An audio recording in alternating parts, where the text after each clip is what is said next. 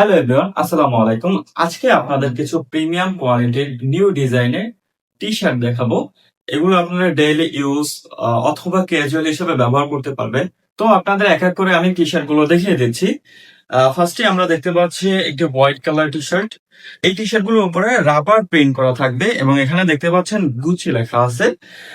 আর এই T shirt গুলো fabrics খুবই সফট এবং কমফোর্টেবল। আর যখন আপনারা এই টি শার্ট গুলো ইউজ করবেন তখন বুঝতে পারবেন।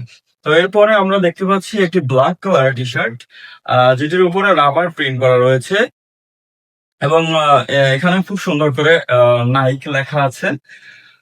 এগুলোর ভিতরে সাইজ হবে তিনটি, এম, এল এবং এক্সেল।